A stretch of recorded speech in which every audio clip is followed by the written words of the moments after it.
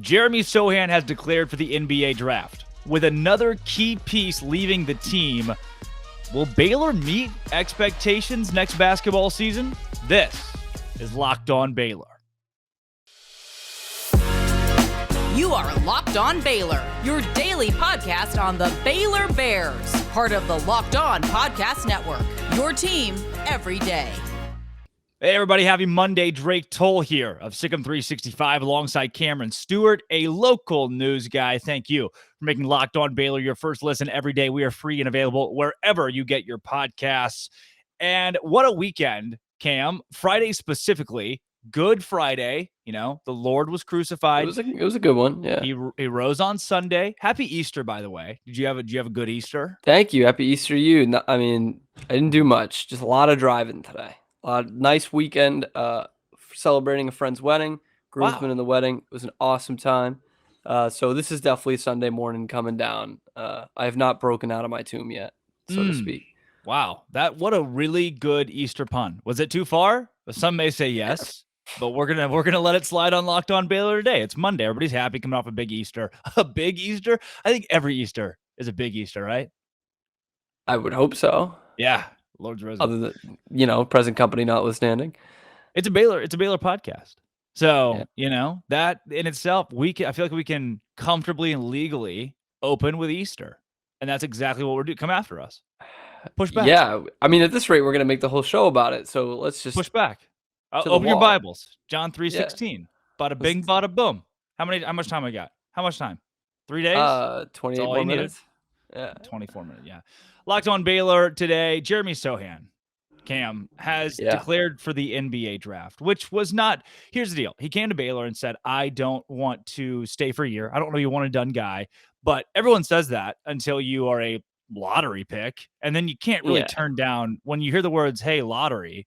I'm not gonna say no. So you can't blame the guy, but dang, man, that kind of we knew this was coming. Did we? I don't know if we I was holding out hope, which was wrong to do.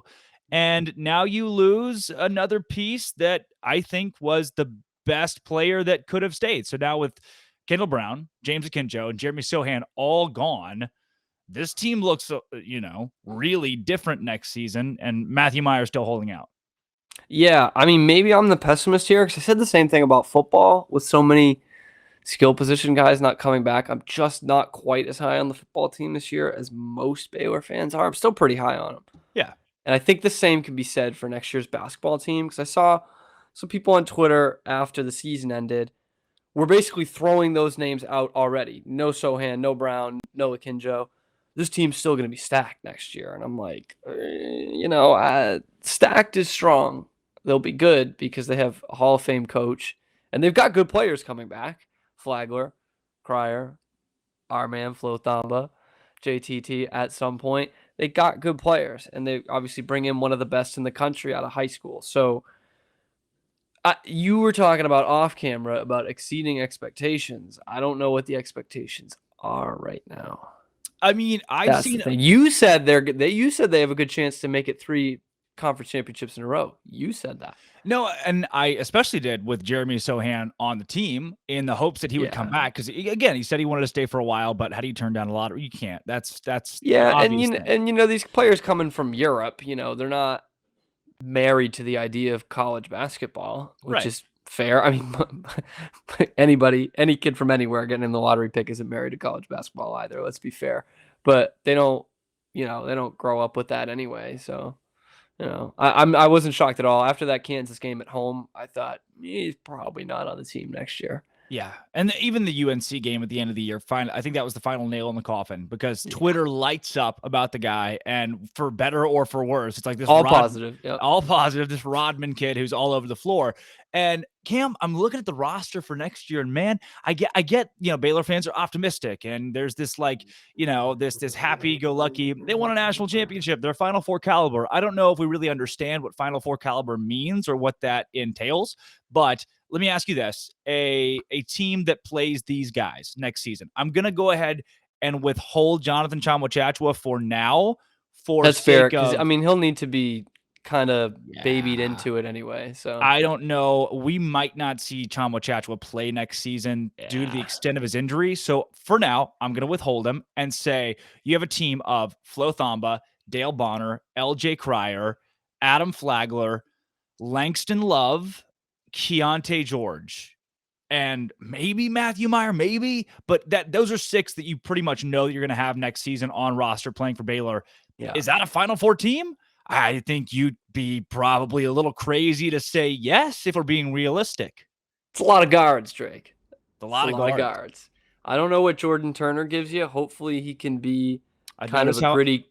Didn't include Jordan Turner. Didn't include Zach Loveday. Because I'm just thinking Turner maybe gritty, grimy role player, but that's still a step up for him. And I don't know if Zach Loveday is ever really making an impact on this team. If not now, when?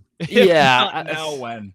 I mean, with all the minutes that opened up with JTT going down in February of this year, we didn't see Loveday basically at all. So, I think you're right. I think you'd be probably reaching quite a bit to say that's Final Four caliber. Now, things can change throughout the year. 2 years ago, COVID season, we probably would have said the same thing preseason. And that team just really stepped up and were way better than we thought they were going to be. So maybe there's that, but I'm probably more in the boat that is a stretch. That is a stretch. And Keontae George is going to be a great, great player. I don't see him here more than 1 year. If he is, that probably means he got hurt. So we don't want that either. But and Langston Love could be a great player. We don't really know. He's coming off a pretty traumatic injury too. That in itself leaves so many question marks. So to say this team is a Final Four team with that many question marks, I think you'd be remiss, which you still have guys like, Kendrick Davis at SMU, Terrence Shannon Jr. is out there.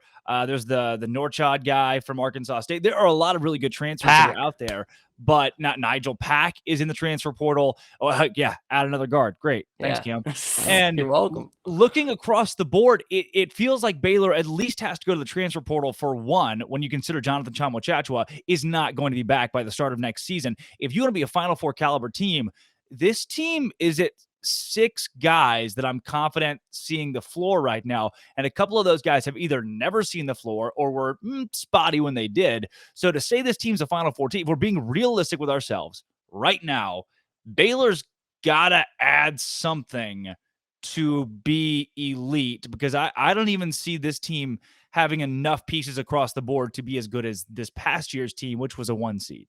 Yeah, and I mean, you fancy them to do that, to get some guys from the transfer portal that you usually do. And with all this guard talk, basketball has become positionless. How much have we heard that over the last couple of years? You look at Scott Drew's teams, and that's not really the case.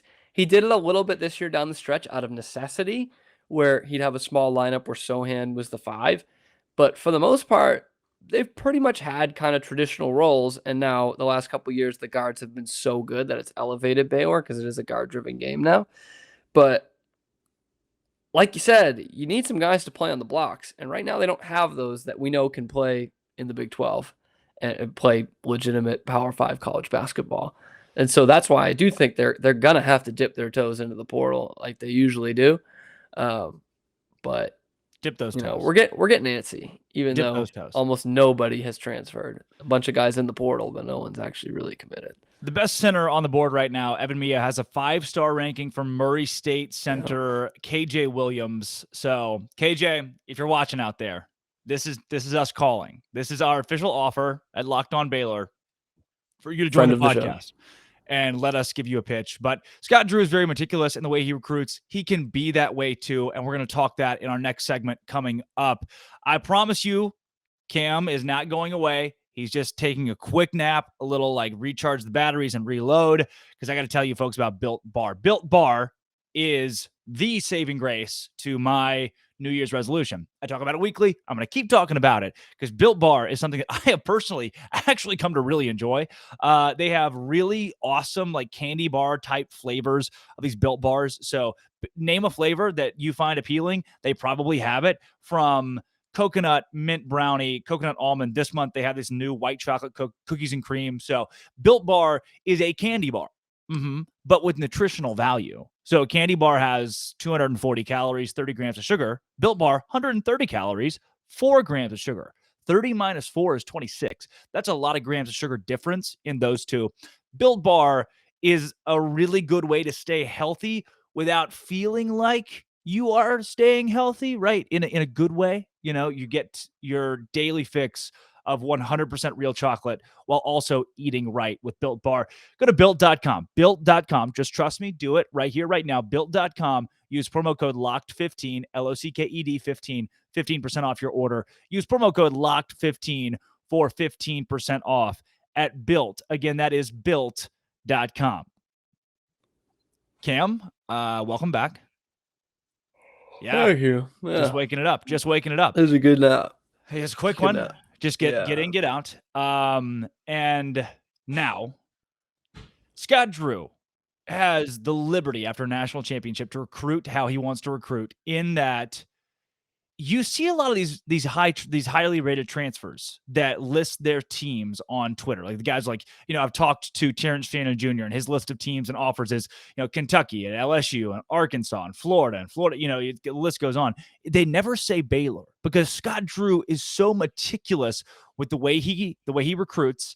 And when you only have like a core of 6 right now, how meticulous can you be when you're really going to need a good big man who, no knock to Dale Bonner, doesn't come from Fairmont State? You need someone who's played at a championship caliber Division I level. You can't have someone you need to develop because you need a big man now. Yeah,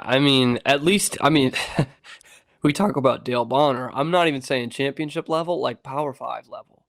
Yeah. Like which to be fair, Scott Drew has not done a lot of. He's brought in a lot of transfers, but they're not usually. Akinjo is a notable exception. Mario Kegler is the other big one I can think of from Mississippi State. Shout out to Keg stands. But, he's great at, like you said, developing those players. And, it takes them some time. It's not usually a whole season. Maceo T, we saw take that step in the middle of the year. Adam Flagler was a huge player, huge role for them in this first year. Also, yes. But, yeah, you just don't have that luxury this time, do you?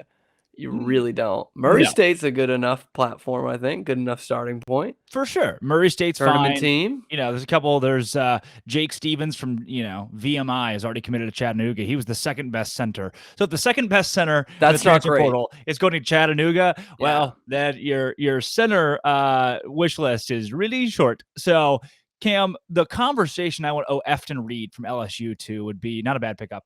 The conversation I want to get into in segment 2, though, comes not from the transfer portal, but from recruiting in general, because Scott Drew has now, you ever see the old video, it's not fake either, of Neil Armstrong planting like the flag on the moon?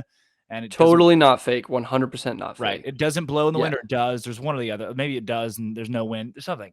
Scott Drew has taken the Baylor pennant, a flag, and just like claimed all of Europe. He has conquered the continent in general. He's conquered all of Europe. He's never going to stop. If you are basketball and you're in Europe, you are Baylor. And that is what it's applicable for Miro Little, who has declared that he will play college basketball in the United States at Baylor University. Cam, Miro Little, 6'4", 185-pound point guard. Whoa, Drake. We're talking about Miro Little. We're not talking about you. Miro Little. Miro Little. Well, yeah, same dimensions. I don't know if that same scoring ability. If that deters same shooter's touch. Right. Hey, I ever tell you about the one time in intramural basketball where I scored the last 11 points of the game to mercy rule the other team, hit a 3 with 35 seconds to go, and if you're up by 20 with under a minute to go, they end the game. So it was a game ender. It was a mercy rule. That's cold-blooded. Nailed it. Last 11 points within. I pulled like a Tracy McGrady and scored 11 in like 45 seconds. Whole place went nuts. Mamba mentality. Miro Little, same guy. He's that guy. He is that guy from Helsinki, Finland, in the Helsinki Basketball Academy, the number 35 player nationally, according to 24/7 Sports. That's actually worldwide, not even nationally, because he's number 1 player in Finland. Right. And the number 9 point guard in the class has committed to Baylor over Arizona, Arkansas, Clemson, and Colorado. Big pickup for Scott Drew from the overseas places. Miro the Hero, baby. Miro the Hero. This kid can fill it up. And I know that because I watched his highlights on YouTube, Drake. All right. And highlights never lie. Against the teenagers in Finland, this kid can fill it up. I'm telling you. And what I do like about him, actually, genuinely, this is, Cam Stewart putting on the YouTube analysis hat here. I love that a lot of his highlights don't start with him with the ball. And that might seem very simplistic, but I think about this watching a bunch of Kendall Brown and Jeremy Sochans last year. They were like most great high school players, just have the ball in their hands all the time and make something themselves. Not as much for Miro the Hero here. He can play off the ball, which, I don't know if he'll have to do because this is 2 years down the line that he's coming to Baylor. So don't know who the point guard's going to be or anything. But I like that. He can create his own shot against Finnish opposition. But he can play off the ball. And that, I think, allows you to do a lot more of the little things right away. This is going to sound harsh on Kendall Brown, but again, like you watch his highlights from high school and he was just going like coast to coast. He was faster, he was more athletic, and he could jump higher than anybody on the court, even playing against some really, really good high school competition. And that's not necessarily the case with Miro the Hero. He is, from what I've seen, again, just YouTube highlights, haven't seen the whole game, very good passer, excellent shooter, a lot like Keontae George, actually. Maybe not quite as explosive, but can do a lot of those things that you're supposed to do, score and assist. You're now dubbing I think that's good. Miro the Hero. Miro the Hero. Replacing Miroslav Shatan, by the way. You look great in your YouTube analysis hat, I should say. You. And does this name ring a bell? Lauri Markkanen? It should. Oh, yeah. What do they have in common, Drake? What do they have in common? Not only are they both from Finland, they went to the same high school. You're kidding. I'm not kidding. That's the last. Did you know that Amy Winehouse, Leona Lewis, and Adele all went to the same high school? There's no way that's real. Is it like a private arts? Yeah, it's like a conservatory school in London. Okay, so. Yeah. It's not like a Highland But Park. It is pretty amazing. They were all within like 2 or 3 years of each other.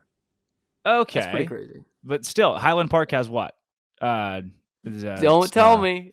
Don't tell me. It's not Jesus. I know this one. It's Matthew Stafford. Matt Ryan, I think. Maybe not. They've got a bunch of those guys. Moot point. Miro Little. Clayton Kershaw. Scotty Scheffler. Lauri Markkanen. Armstrong Sims. From Finland. Armstrong Sims also Highland Park. We've all heard of the under 18. What is Baylor getting in Miro Little? Scott Drew flexing his international recruiting muscles for, no, not even lack of a better term. That's a term I want. In the Finland, representing Finland in the under 18 Nordic Cup. If you haven't heard of it, you don't watch basketball. The under 18 Nordic Cup. I got up for it. I'll be darned. 3 a.m. I had it on. Just watching the finals. Our friend Miro the Hero, 23 minutes per game, 18 points, 7 rebounds, 5 assists, made 50% of his 3-point shots. That's pretty decent. Natural born score. I would go as far to say natural born. Came out of the womb, hitting J's. Well, it's funny you should mention that because I thought we were going to combine the Miro the Hero and Jeremy Sochan discussions because they're basically the same person, if you've read up on him. Miro's mom comes from Finland, and she played college basketball in America, and that's where she met Miro's dad. And he went to play professionally in Finland. You got it. Suomi. Wow. Yep. And he comes out the womb playing basketball. Just like Sochan. Dude was born to be a hooper, and now he's going to hoop in the United States for Scott Drew at Baylor University. Miro Little has committed to BU, and what a get. I don't know if he's exactly Jeremy Sochan, mostly because, Sochan's they're not really way the same bigger. player. Yeah, and Sochan's like not a pure scorer like Miro Little. It's like 6'9". Yeah, so they're not, as close as you may think, but they're both foreign. I'll give you that. That's true. Nordic. Both Nordic. Jeremy Sochan, notable Polish. Yep. Notably Polish. Yep. He's a Pole. From Milton Keynes. Very Polish. Nicely done. Cam? Thank you. He's still here, folks. Don't be upset. Cam's coming right back, I promise. But while he's taking nap numero dos, I want to tell you all about another friend of mine in Bet Online. BetOnline.com. No, betonline.net. Actually, if you go to .com, it doesn't exist. It'll just give you a 404 error code. BetOnline.net. The NBA playoffs are here. If that's what you're into, maybe I'm not. Maybe I'm not. Maybe I'm a college guy. Maybe I'm a Baylor guy. I like Baylor. But if you're in the NBA, BetOnline.net is where you can put your fiscal monies, Monopoly money, whatever, onto games. They have lines. They have a Vegas-style casino. They have esports, and Major League Baseball season's here. That's right. Major League Baseball. Texas Rangers. They're playing. They're not winning, but they're playing. They beat up on Shohei Ohtani. Had you put money on that, you could have won money at betonline.net. Go to your mobile. You can use your mobile. I should say that's what the kids are calling it. Your mobile device to learn more about the trends and action. Bet online where the game starts. Betonline.net. Also, don't miss, coming up very soon, NFL draft coverage. Locked on NFL Draft Live. Locked on NFL Draft YouTube page. They're going to go live April 28th at 6 o'clock Central Time, 29th at 5:30, the 30th at 10:30 a.m. So NFL Locked On Draft Live coverage, and then Odyssey NFL Mock Draft coverage, April 18th, 22nd, and 25th. Odyssey and Locked On NFL Draft podcast feeds. So Locked On NFL Draft, Odyssey NFL Mock Draft. Follow those along to see where Jalen Petrie, Terrell Bernard, those guys are going to go. Again, Locked On NFL Draft Live. Cam, I have good news. Lay it on me, please. Today's a day of good news. He is risen, and the Baylor baseball team is alive. +2, baby. Dude. Yes, they are. As much as I think they wanted to lose on Sunday against Kansas, the Jayhawks wanted to lose just a little bit worse. And they're good at that for most sports, to be fair. Yeah. Every sport but one, really, if we're being honest with ourselves. We're being frank. And I'm not gonna lie to you, Drake. Don't lie. I was not feeling great after Thursday's opener. I was like, "Oof, boy." Yeah, wasn't that it? Because what have we been saying for weeks about this series? Any baseball guests you've had on here, what have they all said? You got to sweep it. You got to sweep the Kansas schools. Got to be a sweep. And I think West Virginia surprisingly good, but you were hoping they would take that series on the road last weekend, and then you were like, can we win one of them? And they didn't do either. No. They lost all three, so it was like, oh. And then tough midweek game, top 15 team, lost. Okay, fair enough. 3 at home against Kansas. Had to have it. Got 2 of them. Yeah. And if you add up the runs, they win like 4 out of the 3 games because of the 19 spot. It's like a trend almost every weekend now where it's like, well, if you add up the runs, they did great. And it's like the 1960 World Series, Trey. I know you're very well versed in that. Yep. I remember where I was. The Yankees outscored the Pirates by like 20 runs in the series and lost. But they couldn't pull it off. So, yeah. Yep. Same thing for Baylor baseball, except this weekend they got it done and at least picked up their first Big 12 series win. So if you followed along with their schedule this season, they are now 18-17, 4-8 in conference play. They've won 2 straight. Those are the 2 back-end games against Kansas. They lost the series to Oklahoma, TCU, and West Virginia. Finally get the Kansas series win. This weekend they're going into Texas. They got Lamar and Sam Houston in a couple of midweek games. Yeah, a couple of weird midweek. They're midweeks. You know, you win some, you lose some in the midweek. But this past weekend against Kansas, game 1, the 3-2 loss. How about Will Rigney, who is throwing the ball, who just was lights out on Friday? I'm gonna correct you there, because this goes for all the Baylor pitchers this weekend. They weren't throwing the ball. Okay. They were pitching the ball. Because the thing that stuck out to me, this is getting boring, baseball wonky. Your Baylor baseball pitchers did not walk a single batter this weekend. All weekend. Is that a true stat? Is that a true story? Yes, with Will Rigney and Andrade making starts.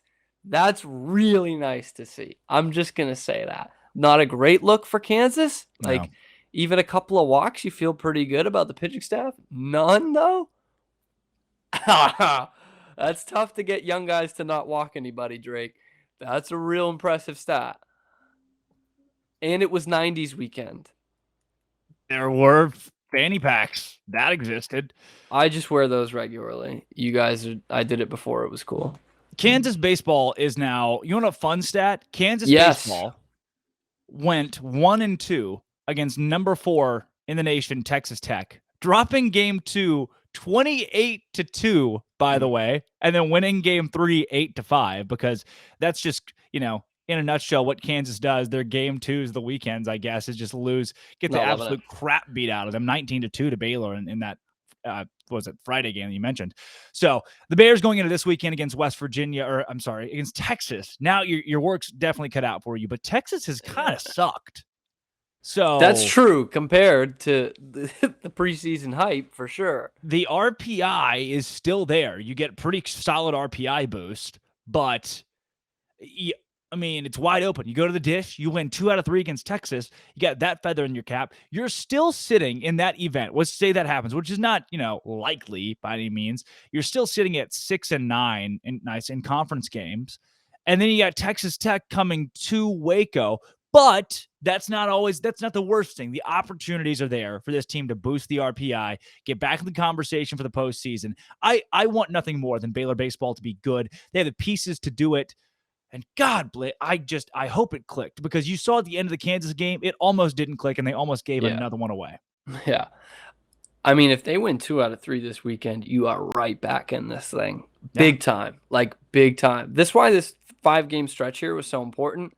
The 3 against Kansas, and then the 2 midweeks, both at home, back-to-back nights, which is tricky. Only 1 day off, and then back-to-back with your pitching staff.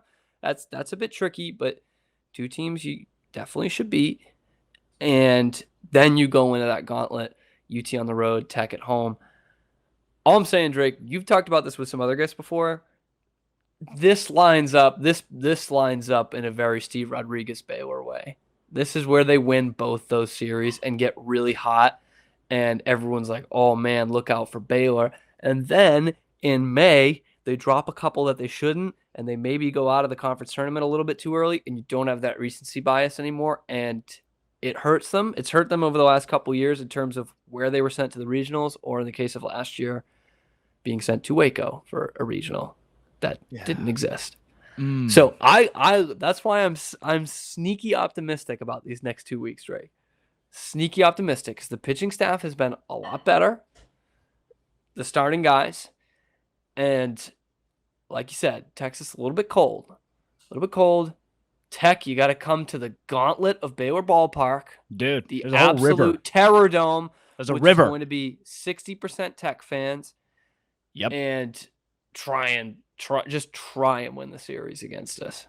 Which they won at Texas Tech, kind of like you mentioned. They won at Texas Tech last year, so obviously Tech wants revenge. But that is classic Steve Rodriguez fashion. Baylor baseball. I'm just saying it lines up. If the stars are ever going to be there, they're there now. Let's line them up.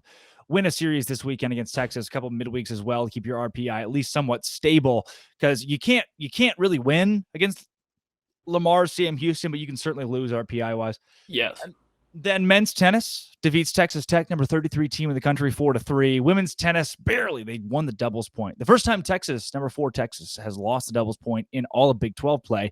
Baylor ended up losing the match 4-3. Heartbreaking, but got close. Softball sweeps Sam Houston State. Men's golf finishes 6th at the Thunderbird Collegiate out of 15 teams. And pretty good weekend in Baylor sports, all wrapped together, huh? And Jesus rose from the dead. Great. That was pretty good for Baylor too. It's a nice rise from the dead. Had he not, Baylor wouldn't be a university. I said it. I think that's bold. No, I'm gonna go with it. It's pretty true. I'm gonna go with it. True. It's pretty true. Cam, thanks for breaking down Miro Little, Jeremy Sochan, and Baylor baseball. Dude, it's my pleasure, man. Genuine, love it. You want to do it again? Miro the Hero. I think we should do it again. I mean, once we get to June, July, we're going to be doing a lot of Miro the Hero film breakdown on Miro the Hero film breakdown. We're going to be doing Mount Rushmores. We're going to be doing, we're just saving that for a good day. What's Cam wearing today? Like all kinds of. I think we can start doing that, since I've noticed I keep wearing jerseys on this, because you do. I'm free from the constraints. A very feminine room there.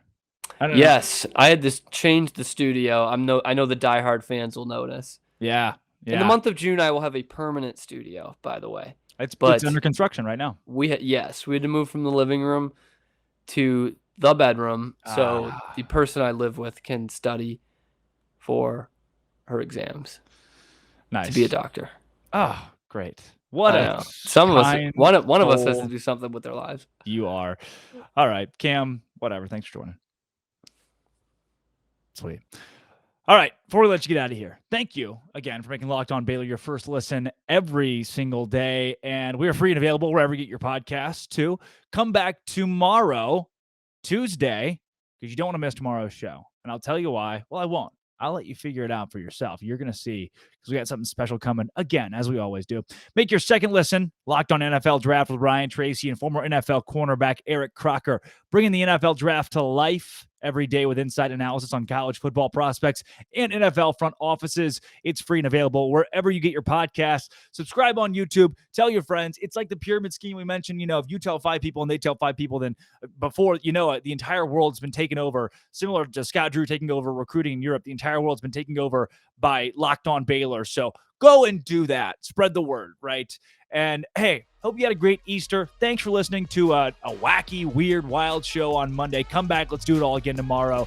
This has been, as it always is and always will be, Locked On Baylor.